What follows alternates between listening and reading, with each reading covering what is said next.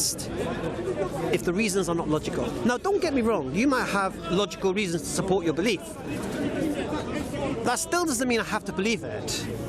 But it doesn't. Then it stops me saying your belief is false or your belief is wrong. Yeah. Sure. So what do you believe? I believe I'm here now. I don't. No, with regards God and all this business. Yeah, I don't have any religious belief, or to be honest, I'll probably say I'm agnostic.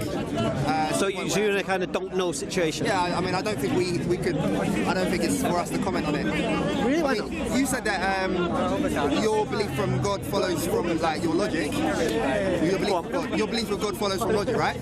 Yeah. Because you believe that the universe was caused and therefore needs an uncaused cause. I mean, I just think we can't know because we don't have any evidence. No. But you're saying that. But I know. But you're saying about the uncaused causer, because that's why I asked about the problem of the infinite. Did you understand the problem of the infinite regression? Yeah, I mean, you can say, okay, well then, who caused God then? No. But you know what the problem of infinite regression is? How it cannot be infinite. Because I'm going to use this example. I've used this example many times. Right. Imagine you're a sniper. Yeah, and you've got someone in your sights. Sure. But before you can take the shot, you need to take permission. Okay. Yeah, and before that person can give you permission, they need to take permission. And before that person can give permission, they need to take permission. If permission is never given, the shot never gets fired. Sure. Right. This is infinite regression. So there has to be a point where someone says, take the shot, and then it'll come back up the chain. Sure. All right. So if you have a universe, a cause of the universe that needs a cause, then that cause can't exist until that cause exists. But that cause can't exist until that cause exists. And that cause can't exist until that cause exists. And that cause can't exist until... Now, if that goes back infinite, you never have a start point. Can you define cause here? Yeah. When I say cause, I mean what... Well, how would you define cause? I don't know, so I was asking you. So, what is cause? Well, let's go. Let's not make it up. Yeah, that's what I'm saying. So you understand the term of cause and effect, yeah? I mean, in terms of like everyday life. But So- in terms of the causing the universe, like, what do you actually mean? No, but what I'm saying is this: if the universe has a cause, whatever that cause is, whatever you want to define that cause to be, yeah, that's a different story. Okay. That's perspective. Okay. Sure. But the principle is there a cause of the universe, and once we have a cause of the universe, to solve the problem of infinite regression, that cause needs to be uncaused. Okay. So when someone says, "Oh, who created God?" for example, then, well, if something's uncaused, nothing created it. Sure. It's just there. Yeah? Yes. Because whatever the original cause is, whatever that uncaused cause is, has to be uncaused. By its nature. Has to be. Okay. It can't be anything else. So there's no don't know about it. Yeah. Now you can say you don't know what the cause is, Yeah. but you can't say you don't know if the cause is uncaused or not. Because if we couldn't have a world today in a universe today if the cause wasn't uncaused. Okay. Because we'd have it. Now you could maybe have 5 causes and then you get the uncaused cause. But then we'd use Occam's razor and just remove the other 4 and we get back to our original creator. Sure. Do you understand? Yeah. Why we jump to 4 creators is irrelevant. You understand the point? Yeah. So this is why the uncaused cause has to be uncaused, obviously. And then it rolls on. If it's uncaused, then it's conscious. Because it chose when to create the universe and not to. What was I think when you were speaking to the other guy, I think the premise that you for the uncaused cause, and the cause of the universe was that. Would you say that the universe had a beginning? I believe the universe had a beginning. Yeah. He believed the universe had a beginning. Sure. Do you believe the universe had a beginning? I don't know. I don't know. Can we speculate on that? Because Okay. I didn't ask you. Do you know? Yeah. Did you believe? Do I believe it? I don't hold a belief about it at all. Well, you either believe it at the beginning or not.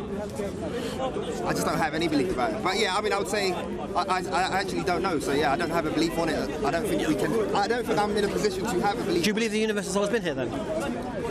Potentially. Okay. Well, you have a belief, but you don't. I don't know though. How can I say? I don't think we're in a position to say whether the universe is. Well, if you look at scientists like Stephen Hawking and all of these guys, they'll say the universe had a beginning. Okay, but they're saying that it came from the Big Bang, and that was the beginning. But they don't know what caused the Big Bang. Exactly. So, but you know. So whatever.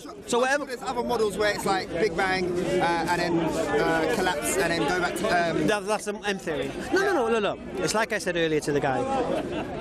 Whatever you believe, you can believe. It's not a problem. Yeah? Don't feel I'm gonna. Well, I am with it. But you need to tell me why you believe it. Sure. Now it's fair enough. But you need to question. You need to question this, Yeah. because you might not think it matters, but it does matter. Because if the universe did have a cause, if it did have a beginning, then you've got the problem then, potentially, because you can't say creator doesn't exist.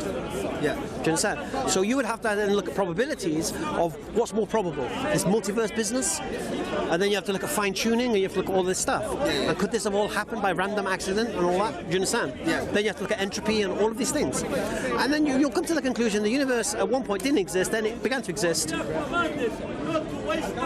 Otherwise, where are you going to go? You're going to go with M theory, which is to hardly science, or you're going to go to quantum mechanics and you're going to talk about string theory.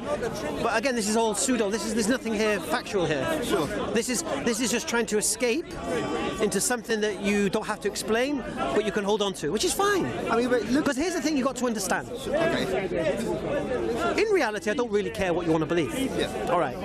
I just care that you can't say my belief is wrong. Fair enough. Now, atheists in this park have a habit of mocking people who believe in God or a creator.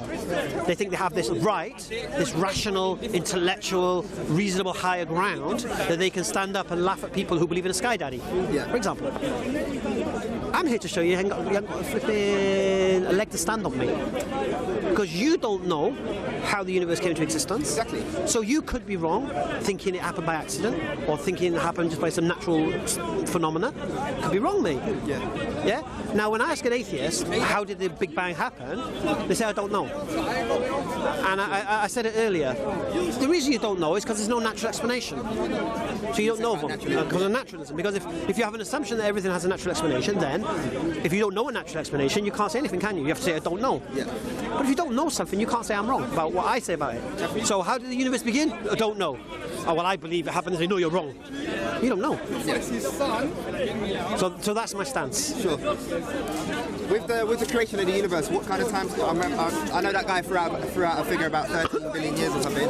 Irrelevant. For me, it's relevant. I know you're Muslim, so what kind of time scale do you think it is? It doesn't matter. It's irrelevant. I'm not a Christian, I. No, I know. Okay, but I mean, Doesn't matter. why does it matter? Why does it matter? Okay, but why can't you answer the question? Okay, I don't know. No, but I mean, do you have a belief about it? Okay, if science says it's 30.8 billion years, I've got no issue to go against it. See, here's the amazing thing you see. People have this idea that science and religion are kind of clashing, all right? And this was true when Christianity represented religion. But Christianity doesn't represent religion now. Islam represents it. Okay? A quarter of the planet are Muslim, all right?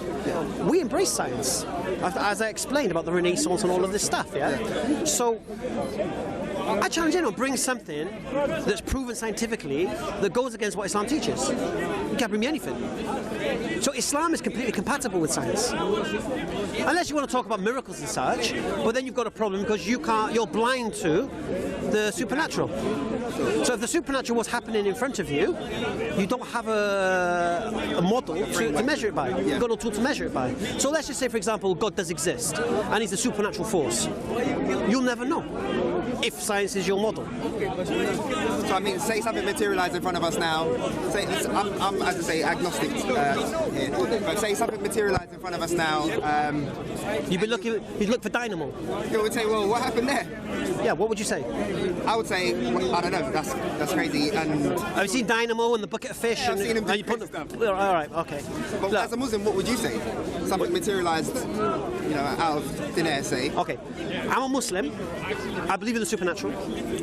So I believe the supernatural can happen. So I can believe things that defy physics can occur. Yeah.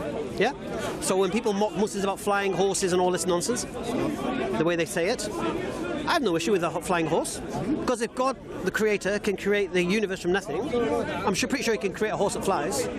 And that is obviously, you can hold that belief because they can't get at the principle. No. If they want to get at my principle, all they have to do is disprove the Quran. They have to prove to me that this Quran is written by men, yeah, and that it's just a book like any other book, written of old. Because that's my core reason for believing Islam is the religion that connects to this creator I believe in. See, here's the thing you see. I became a believer in a creator before religion. So I was an atheist, then agnostic. Then I said, you know what?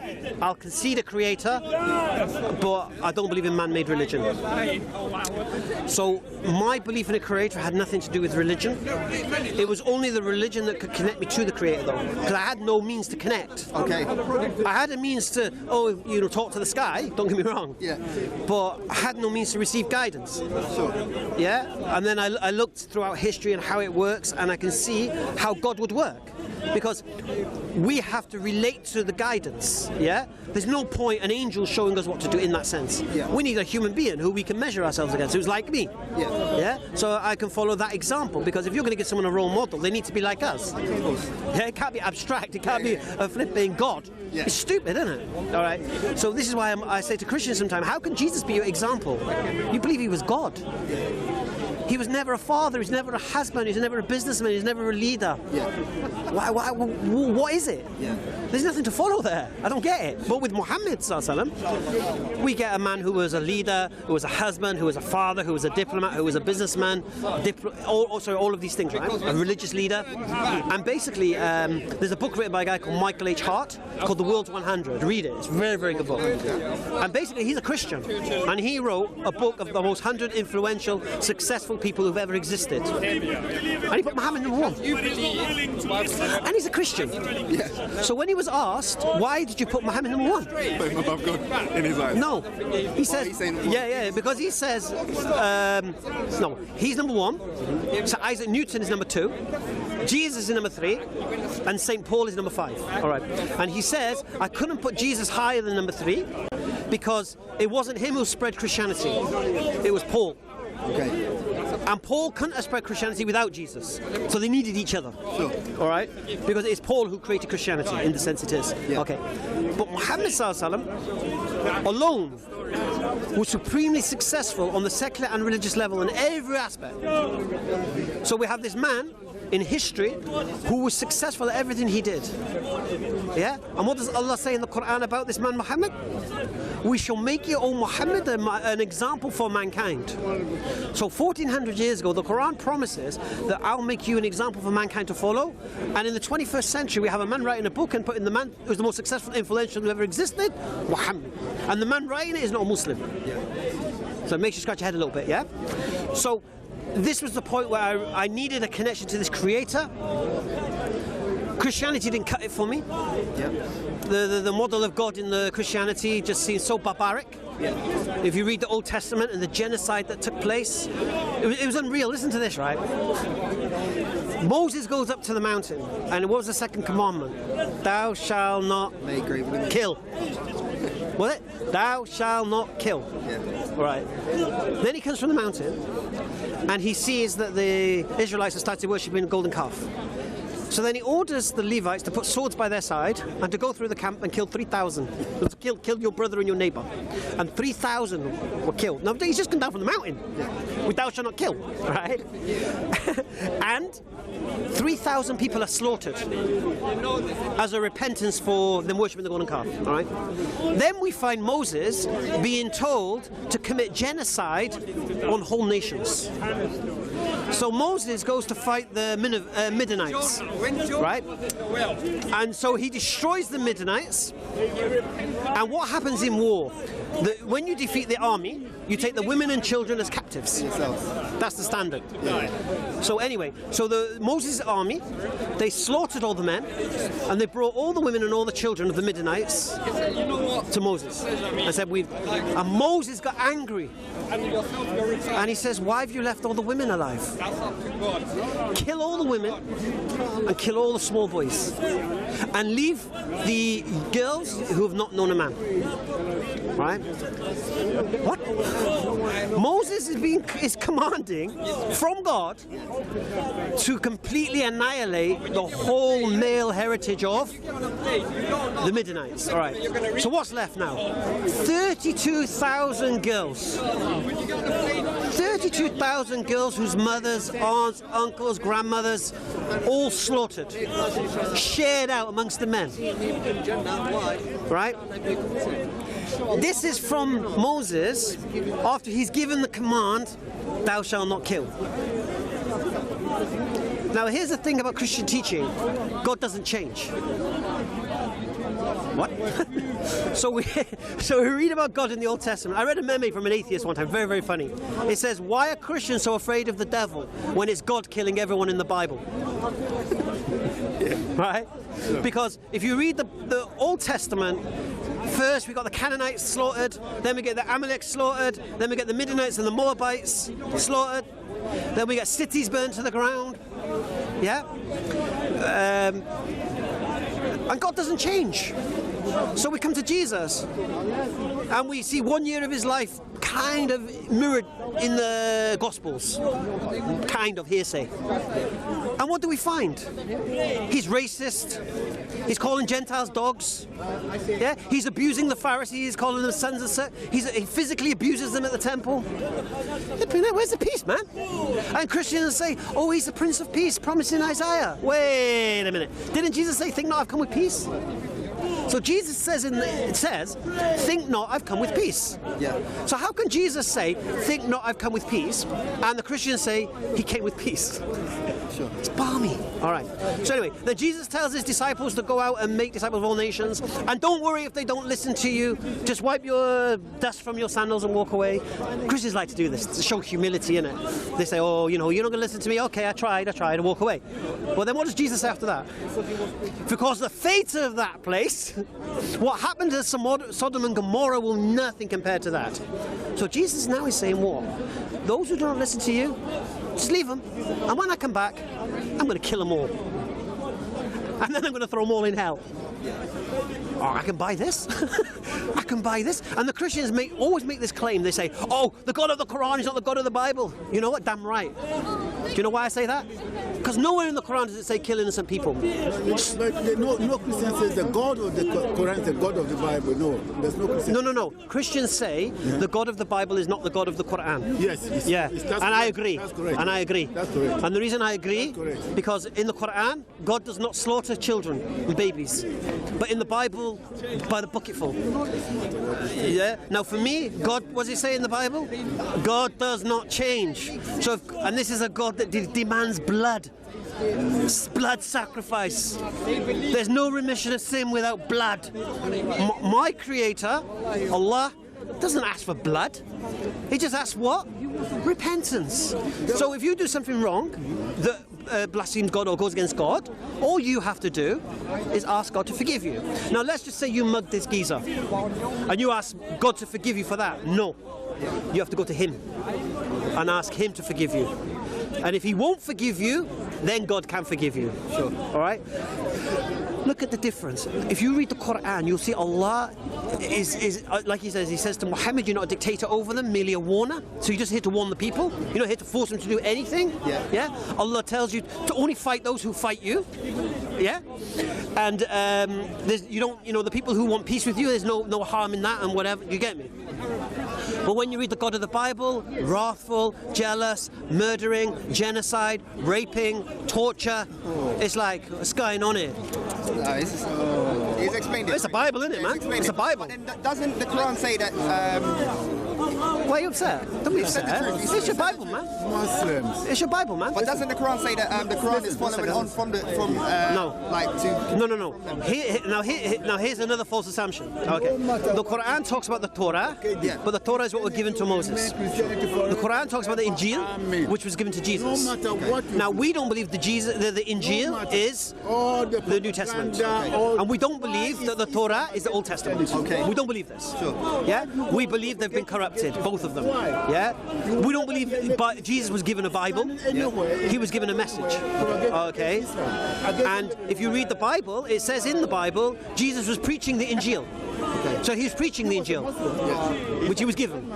So we have no issues with that. Message, yeah? No, Injil, the good news. Okay. But what we don't say is that it was a book, like a Bible. Because what we do know, Jesus wasn't preaching the Gospels of Matthew, Mark, Luke and John. And he wasn't preaching the letters of Paul and the epistles and Acts. And if he wasn't preaching them, then the Injil is not the New Testament. All you can find in the New Testament is echoes and remnants of what Jesus might have done. Because even what the New Testament, the Gospels say, It's not eyewitness testimony. It's not eyewitness. The Matthew wasn't an eyewitness to some of the events. Mark definitely wasn't an eyewitness. Luke definitely saw nothing. They're saying some of it was 100 years after it. No, not even that. The people who they claim, they weren't there. Yeah. There's no eyewitness testimony. So it's just hearsay. Now, the beautiful thing is, the Quran is preserved. So we know the message of the prophets, previous prophets. And all the prophets preach the same thing. There's only one God and worship Him. That's it. Do you get me? Sure. There's only one God and worship Him. That's all you're asked. And then by worshipping God, what do? You obey God. And if you obey God, what do? Follow His guidance. And if you follow His guidance, what do? Benefit yourself. So by obedience to God, you benefit yourself. Yeah? Beautiful. And then what does God do in His wisdom? He gives you the greatest reason to obey Him and the greatest reason not to disobey Him. Right. Why does He do that? Because God knows in His wisdom that man is only motivated by punishment or reward, benefits and detriments. What am I going to get for doing it? What are you going to do to me if I don't do it? That's how we work. We don't park on double yellow lines because we're going to get a ticket. If we didn't get tickets to park on double yellow lines, we'll park on them all day long. Yeah? If we got paid 50 quid not to park there, we wouldn't park there. Simple. That's how we work. So God knows man's nature. So He will give us the greatest reward, paradise, to come to, and the greatest punishment to avoid. What's God doing here? He wants you to come to obey Him, innit? Sure. And why does He want you to obey Him? Is He going to benefit from your obedience? No. Who's going to benefit? Yourself, yeah. Of course. And that guidance is what? Guidance from the one who created you in the first place. And like I said, it just so happens that guidance is the one thing that can save societies today.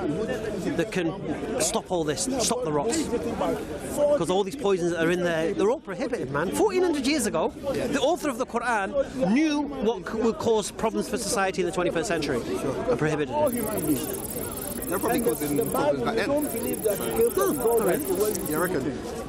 What, alcohol, drugs? I don't want to say drugs, sexual immorality, what did they care? Come on, man. Yeah, put Maghrib, inshallah. What's your name, man? Connor. Connor, very nice to see you. Have we spoke before? No, never. See, sure. Speak again. Connor, take care.